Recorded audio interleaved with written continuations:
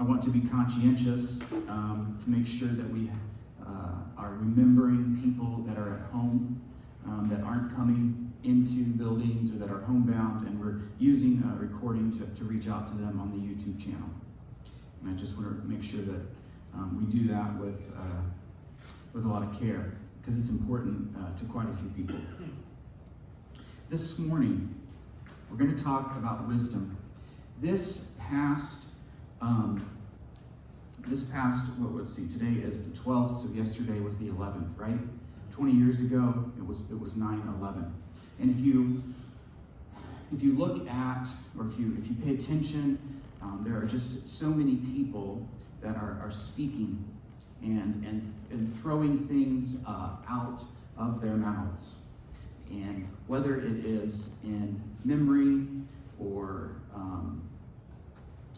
in relationship to remembering 9/11, whether it is wisdom, whether it is junk, we are constantly bombarded with speech. Right? The image of the person standing in the street, constantly bombarded with information. If you remember from our Hebrew Bible that the last resort to someone who is seeking justice, let's pretend that someone has been wronged. You've been wronged, and you've gone to older family members for help, and that they did not take up your cause. Let's say someone stole quite a bit of money from you, and you go to your family members, and they don't take up your cause. And then you go to your neighbor, and they don't take up your cause. And so then you go to the synagogue or the church, and they don't help you. And then you go to the elders who sit in the gate or the court system, and they don't help you. The last resort in the Hebrew Bible, which is the same thing we do today when we cry out for justice, is to go to the street. No one will listen, and so we will go out into the streets in order to cry for justice, in order for wisdom to be heeded, in order for justice to be followed. And remember, there's hardly any difference between justice and righteousness. And so when we think about our righteousness being the righteousness of Christ, do not divorce that from justice in the world. They're used interchangeably. And in the Bible, you can read verses with justice, change it to righteousness, and it works. You can read verses with righteousness, change the word to justice and read it, and that also works. And so the last thing that people can do prior, like we want wisdom to be heeded, we want justice, we want righteousness, the last thing that people can do is take to the street before, in hopes that things do not become violent, that we may solve our problems with paper and pen, that we may solve our problems with committees, that we may solve our problems with meetings, rather than violence, because then justice gets thrown out the window. It's interesting that the Bible puts justice on the street and wisdom on the street. We often think about the way that God communicates to us in a billion different ways, to each of us individually, but one of the ways that God communicates to us is through circumstances. And it's the wisdom of God to be able to interpret the circumstances that you're going through with wisdom. The wisdom given to us, and the situations in our lives, they either push us in one direction or push us in another direction. And if we are smart, we will listen to wisdom. If we are smart, we will listen to wisdom. And I don't normally use the word smart, except the Bible is going to use that type of language today when we look at Proverbs 1. And I want to look at it together.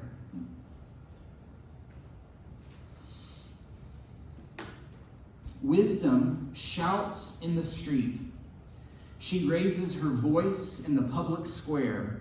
At the head of the noisy streets, she cries out.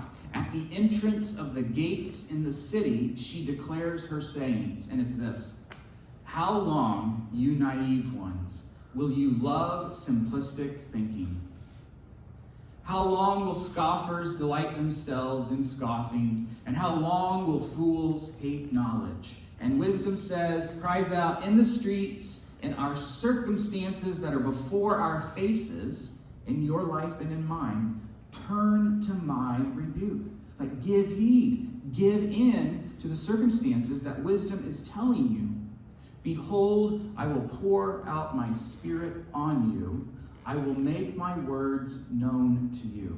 The effort, the thing that is required of us isn't to be, let me say it this way. It doesn't matter what position you are in, high positions, low positions. Wisdom is available to you. It doesn't matter if you have many abilities or if you have few abilities. Because of the nature of God's creation, wisdom is available to you. You can make good decisions. You can make decisions that lead to life.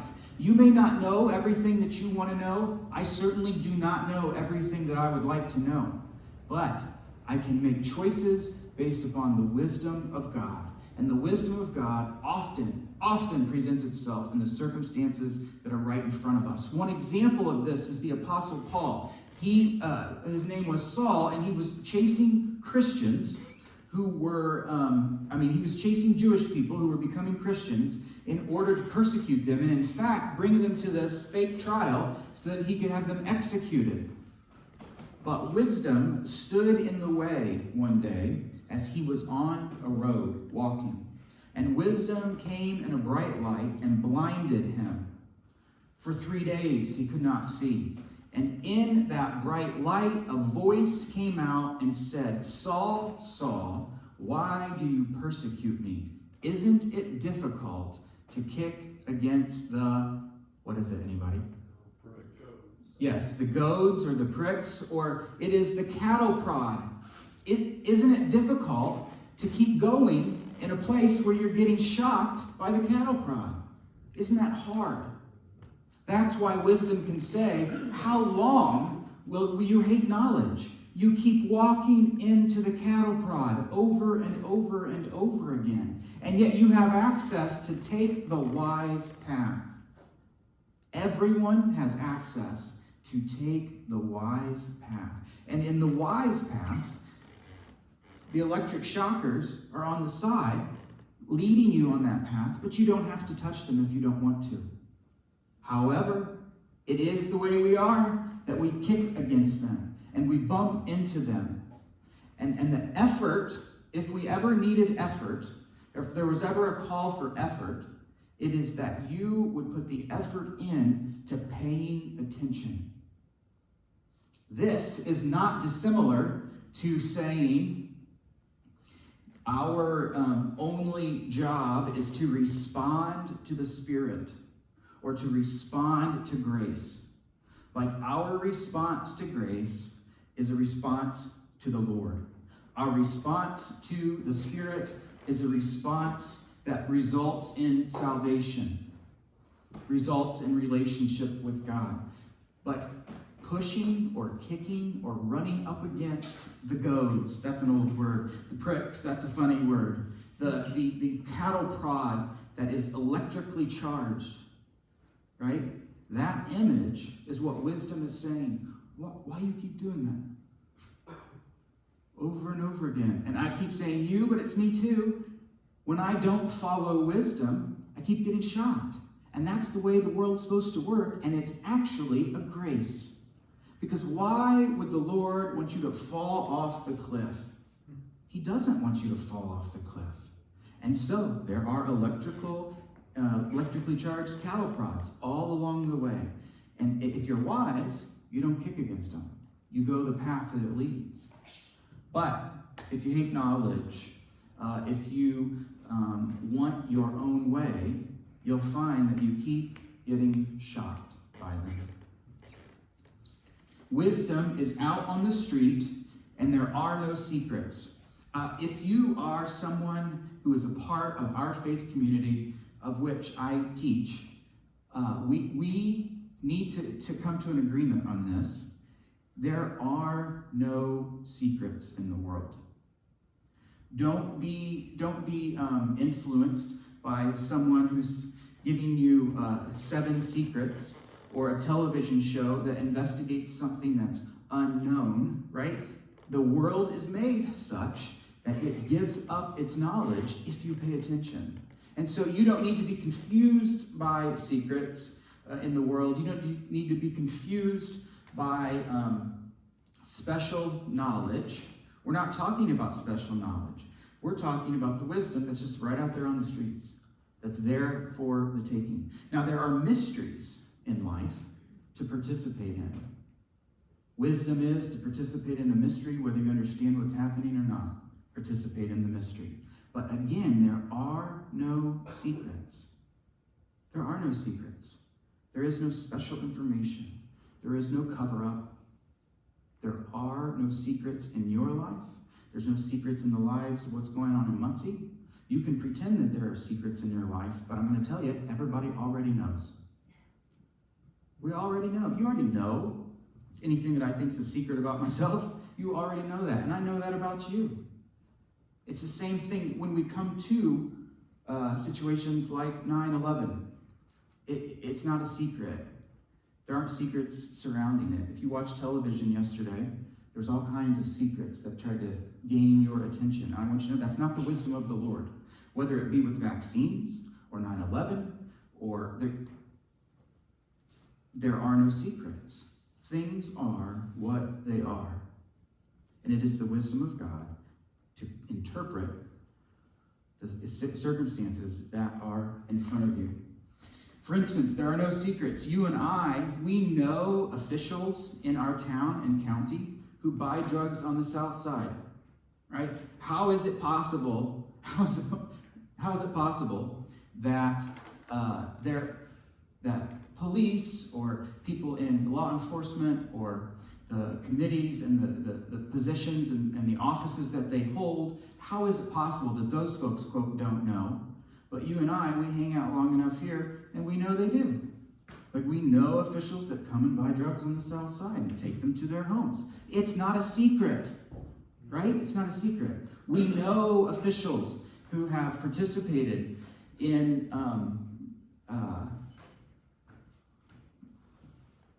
actually, I don't want to talk about that. Yeah, I'll skip that one.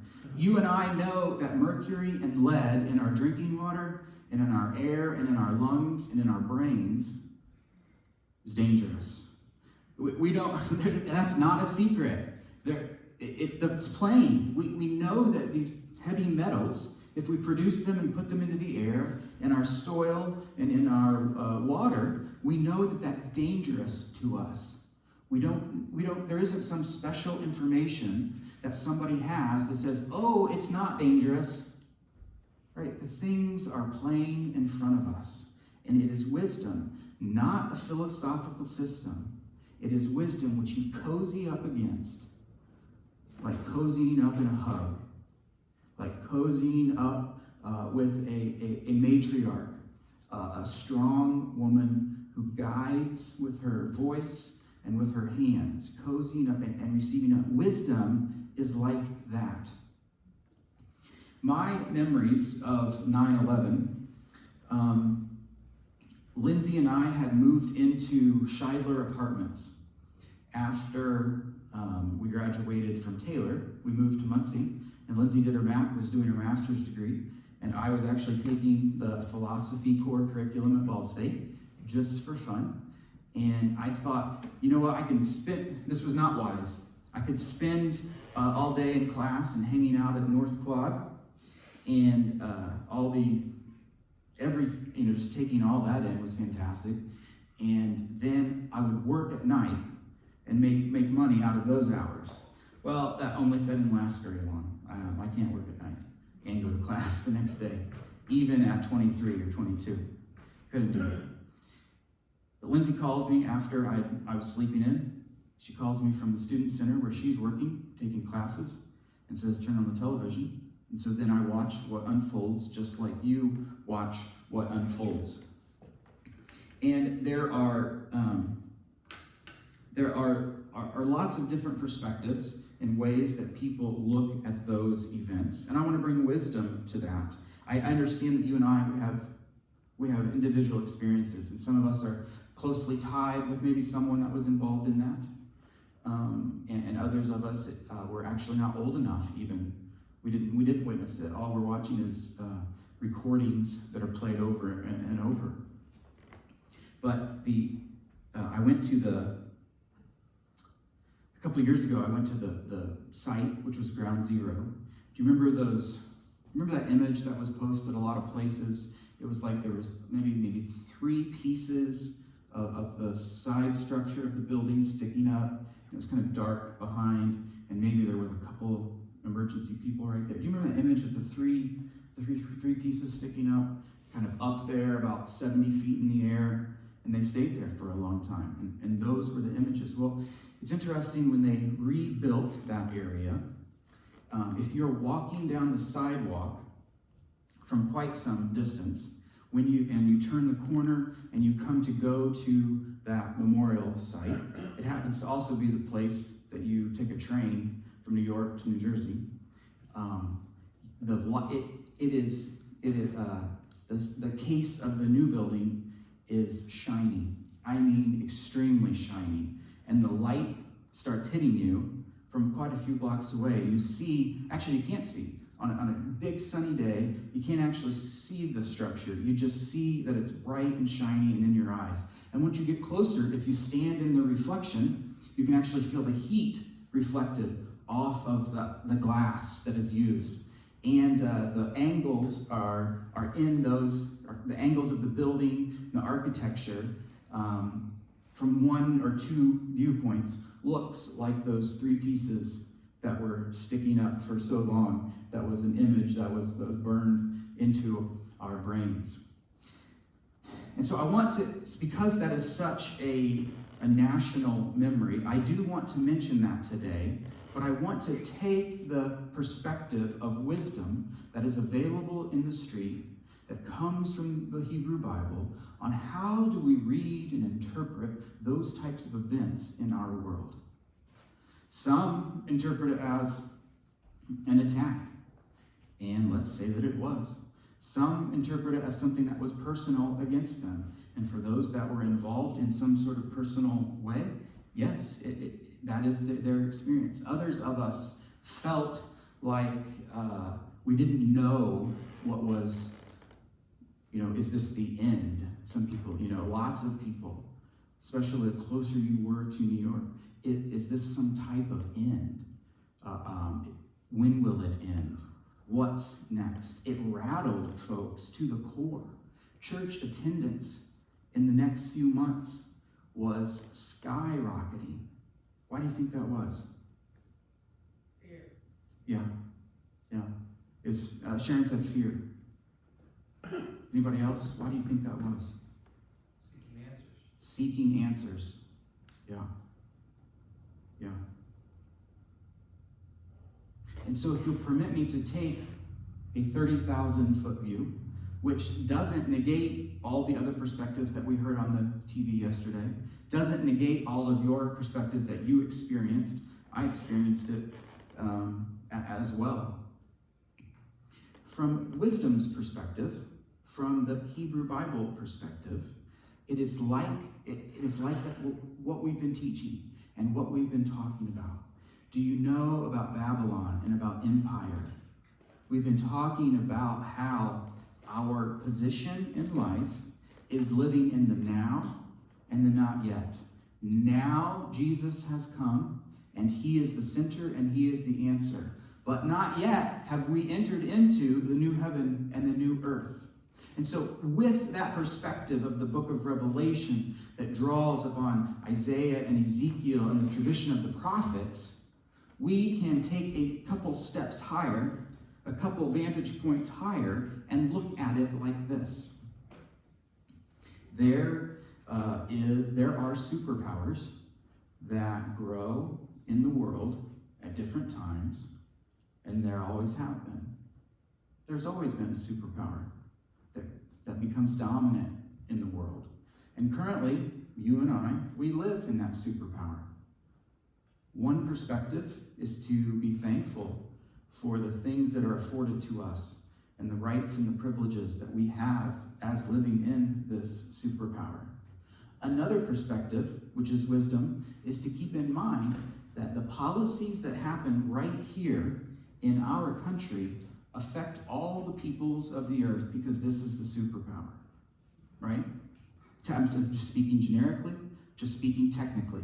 Technically, this is the superpower, and so the policies and the decisions, whether we know the impact or not, they affect the rest of the peoples of the world. And remember that the gospel is for all the peoples of the world.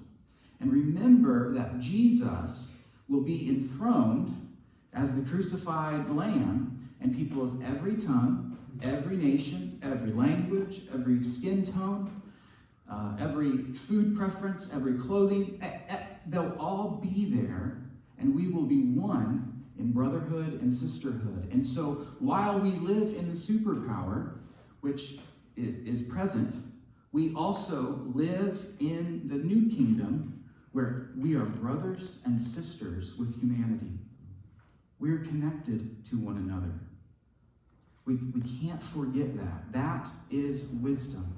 And so with this superpower, and I could say this about any of the superpowers of the earth in history, you can't fight them head on.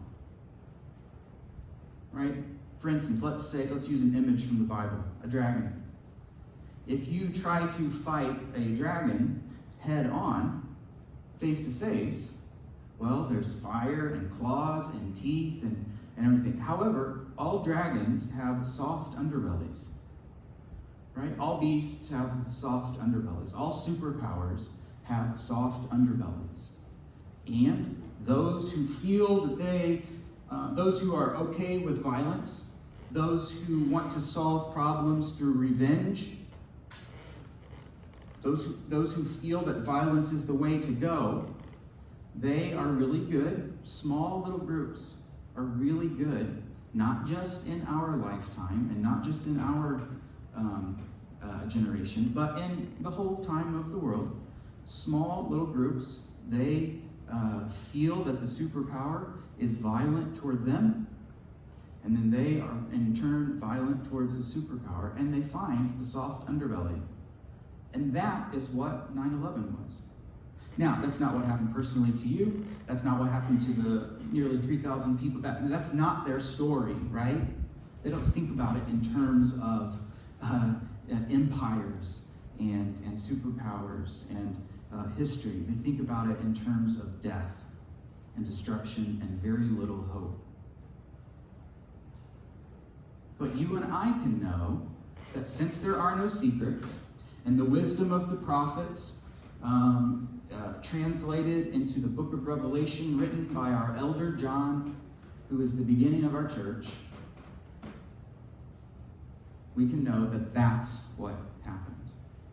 And so how do you live? Wisdom is asking the question, don't be a fool. How do you live in the superpower while it negatively affects others in some ways? There are no secrets. The answer is always the gospel. The answer is always the gospel. To intentionally break down barriers that anybody has put up. That's what the gospel does. It doesn't matter how strong or how weak the barrier is, we are called to break it down. It doesn't matter how much hate is involved between 2, 3, 4 groups. We are called to bring peace to that. We are called to bring the crucified Christ into the midst of the situations where it is in our charge. We're not in charge of everything, right? Where it is in our sphere of influence, to bring the crucified and resurrected Jesus to bear on policies. School board policies or no school board policies.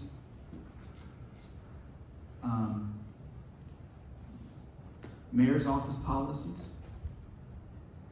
county commissioner policies, county council policies, policies here at church, policies in your chess club, policies in your Rotary group. Bring the gospel to bear in the decisions that you make in the groups that you're a part of. Because you know that all of this fighting and all of this violence and all of the superpowers who have to line up at the end of times and be judged by the Ancient One, they just get in the line and he tells them the truth. All of them that come at the end of times to stand before the Ancient One and be judged, those things will be memories that are whisked away and healed by the balm of Christ. The tree that we ate from, the fruit tree that we ate from that caused all of this division, those leaves in this new tree, we now rub them on wounds and we are soothed. And Americans and people from Afghanistan, the Lord will take these leaves and bring peace and healing and wholeness. And these divisions between what has been cast in our country as white and black will be healed. And if you're in a city, say, in the West, where the division is between Asian and Spanish-speaking, this tree will heal those wounds. And the Lord himself will cause us to find peace with one another. Because he is the maker, the father, the friend, the mother to us all. And so that is the wisdom of living in a time like this.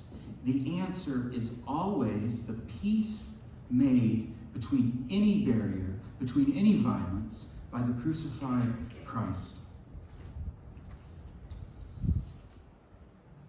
We have talked about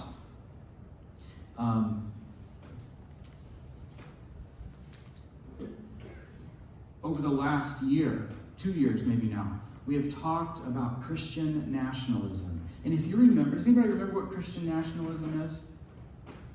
Anybody?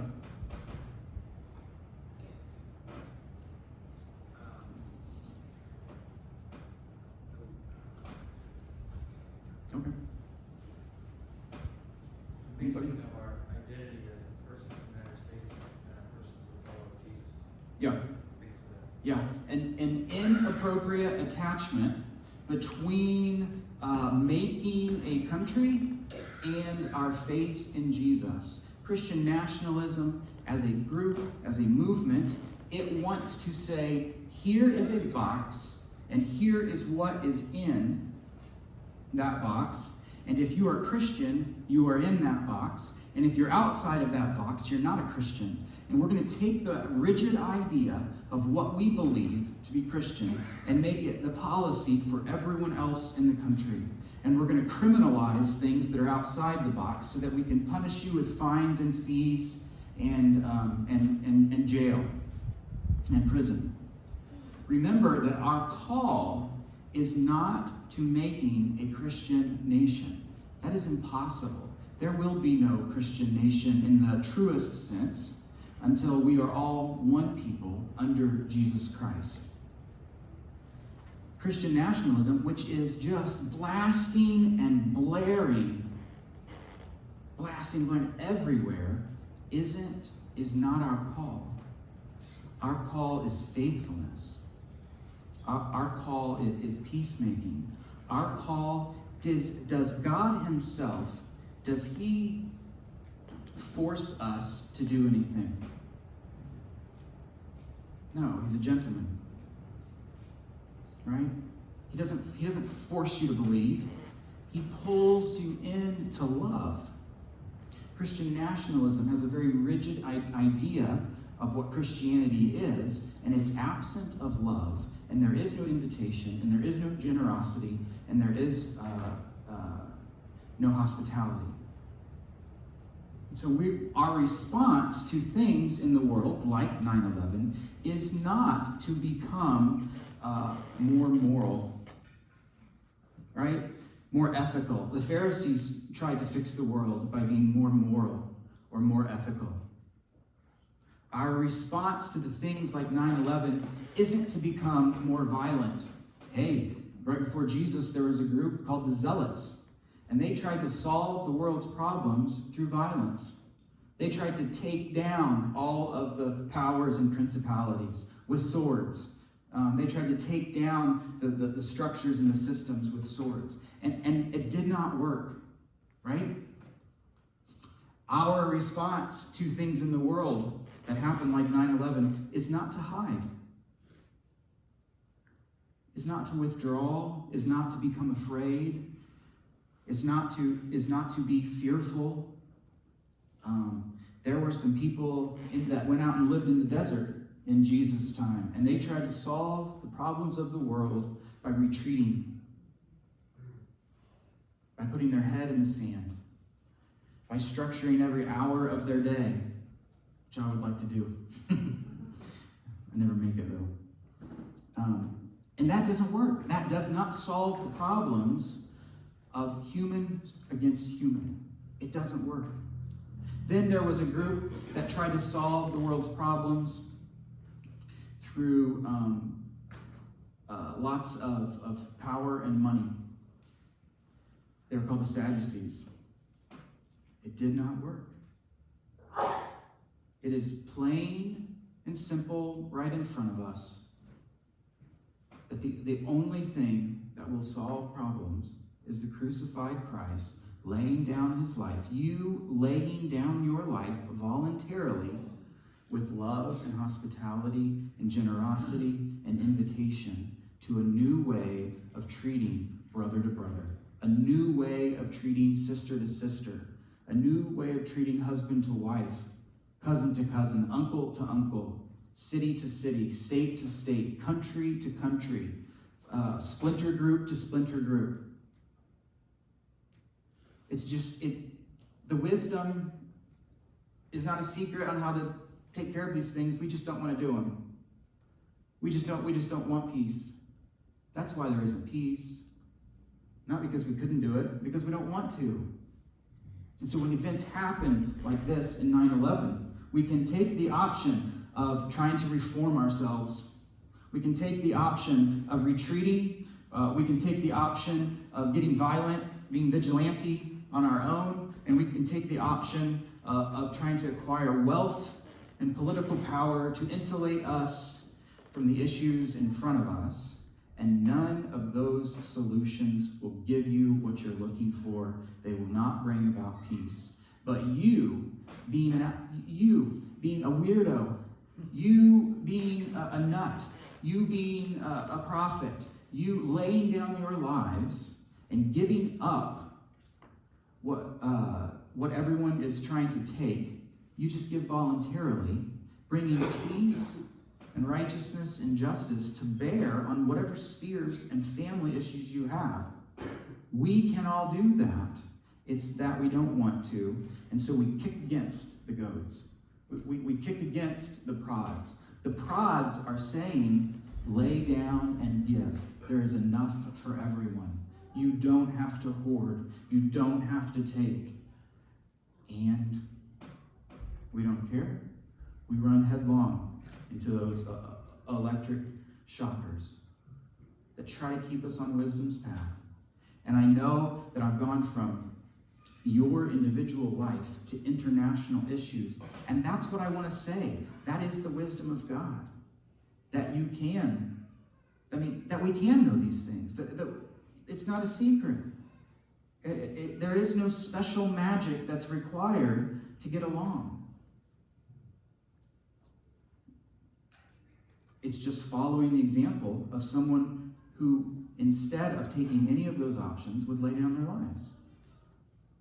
Just give. Just lay it down and give.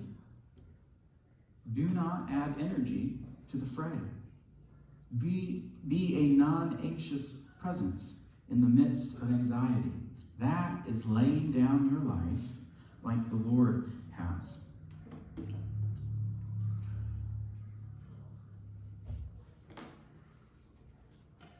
Then the Lord said to Cain, "Why are you angry, and why are you looking down?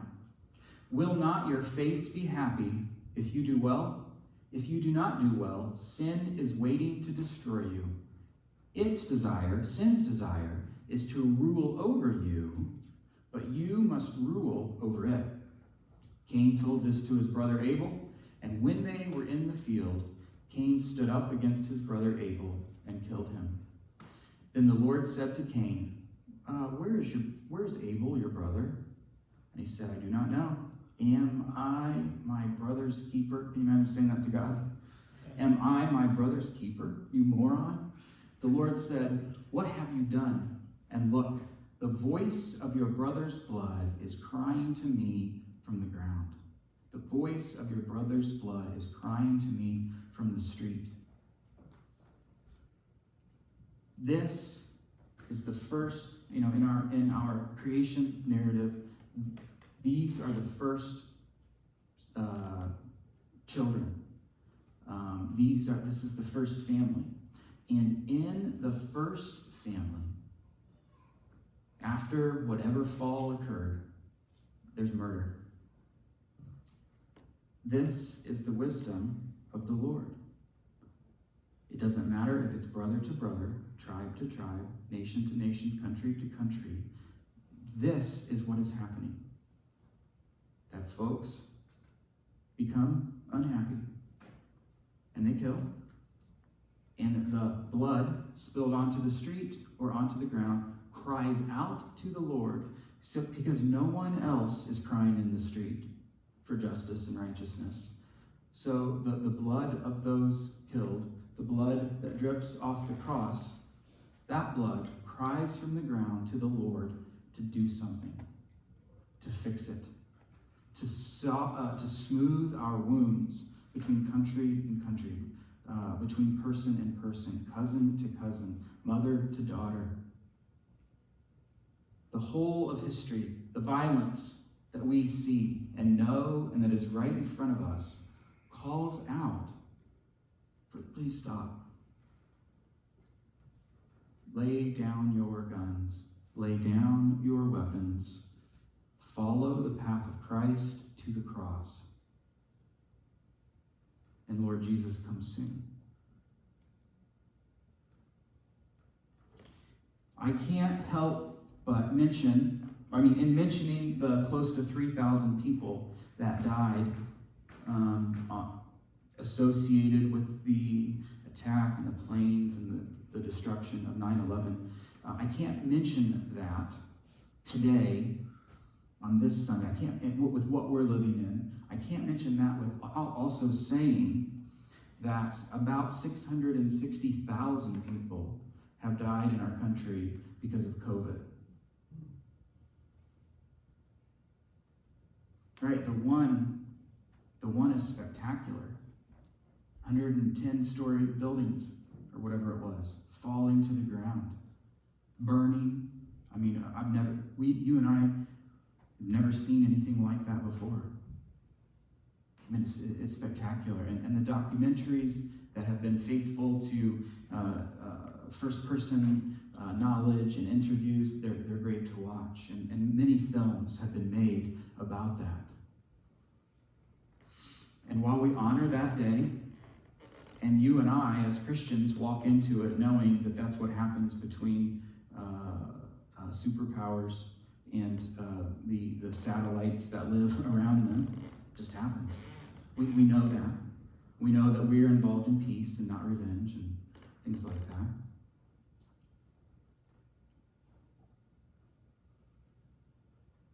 But the 660,000, they are dying. They died by themselves at home in a hospital bed. They died with a nurse standing next to them that had just met them recently. They died with FaceTime, connecting them to loved ones through FaceTime. They died simply because they could not come back after being taken off the respirator. It's almost too much to think about the destruction of 9/11 and how that impacted impacted our worldviews and changed our lives.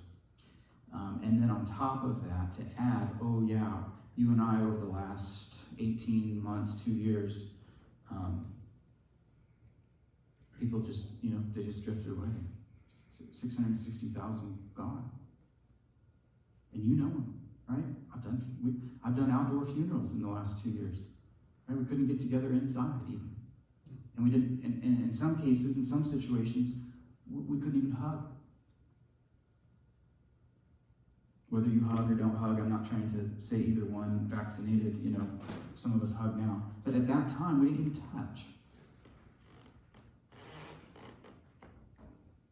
And I think we need to hear the wisdom of the Lord, the wisdom of the Scriptures, and the wisdom of the church, that is a tragedy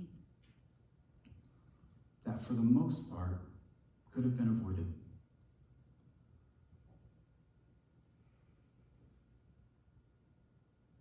So how do we respond in the face of such death that happens quietly and is swept away under the rugs?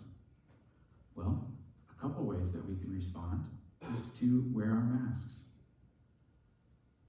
It looks like that the direction of the country is going in. It looks like there's a slim majority who are wanting us to wear masks again. And we can do it for healthcare reasons. We don't do it for, we don't wear masks or not wear masks because we're part of a particular political party. Forget that nonsense. You wear your mask for healthcare and love for your neighbor. You wear your mask for love of Debbie's husband. You wear your mask for those who are unable to get vaccinated because of a health issue. Right? You can stand in the way of spreading the virus by something, I don't even know. Does it weigh an ounce? Does a mask weigh an ounce? You can also decorate it and match it to your clothing if you want it. It's like, do you see how wisdom is like calling in the street and it's right in front of your face and it's simple? You don't have to be a rocket scientist or someone who understands fission and fusion. You don't have to understand those things to understand, hey, I gotta keep the vapors that come out of my mouth, I gotta keep them from other people. And the other person needs to keep them from me. Like, it's so simple. It's unbelievable. Now, if you want to listen to things that are spewed left and spewed right and spewed center and spewed behind and spewed up and spewed down, if you want to listen to that, oh yeah, go ahead. You can get easily confused. Sure. If you want to live and pretend that there are secrets, which there aren't, you'll get confused. But wisdom, it's right here in the street. It's simple. It hardly costs anything. Everyone's giving away free masks. Because we love our brother. Because we love our sister. Because we want to break the cycle of doing whatever we want, like Cain did to Abel.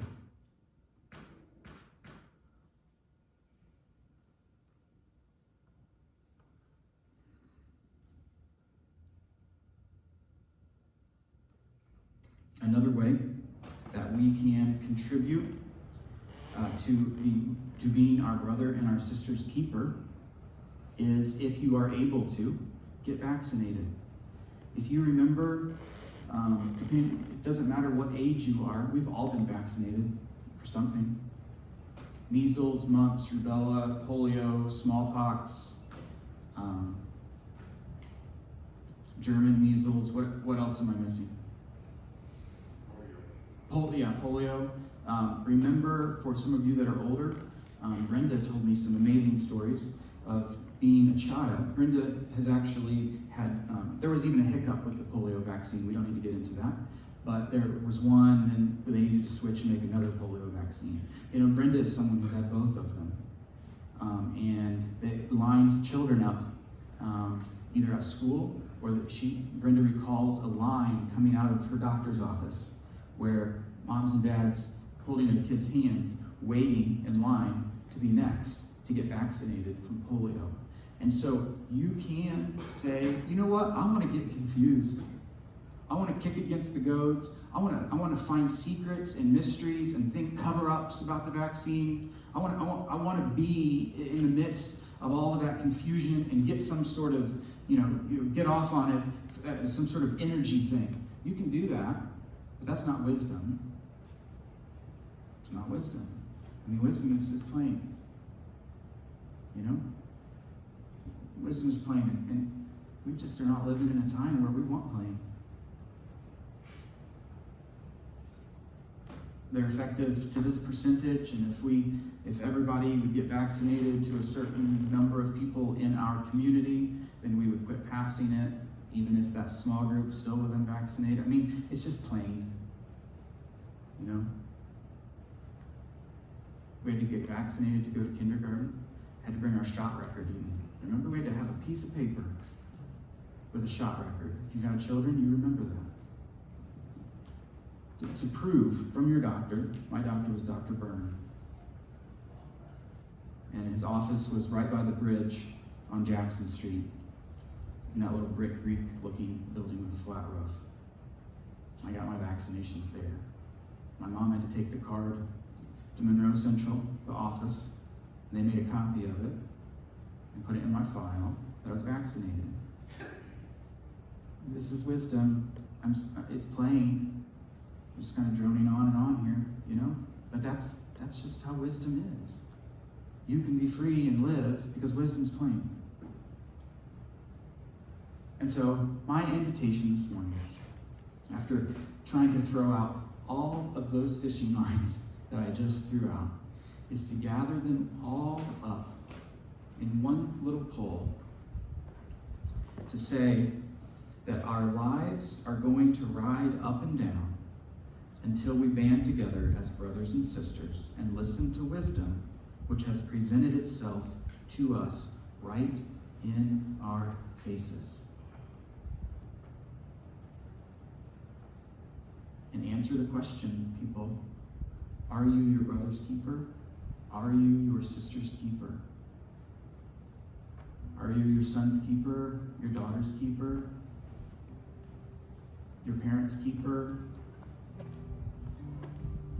I mean, I don't mean to say get codependent or enmeshed with your family members. What I'm saying is, yes, start thinking about others and put their interests ahead of yours. You can still have interests. You can have still things that you want and like and need. That's great. Pursue them. But when they collide, put the other person's interests first. And I know that I sound like a little man on a little stage saying that same pattern would work between countries. But wisdom's like that. Little man on a little stage saying, yeah, be your brother's keeper, lay down your life. Wear a mask, get vaccinated. Walk away from all the confusion that people are sowing on purpose. Care for the needs of your neighbor. Remember that folks are still dying in hospitals and at home, especially in major cities. They don't have beds in hospitals because people aren't wearing their masks. It's not a political party issue, it's a healthcare issue because you love your neighbor. There's wisdom. Just kind of crying out right in front of your face. Blood on the ground will have to be satisfied.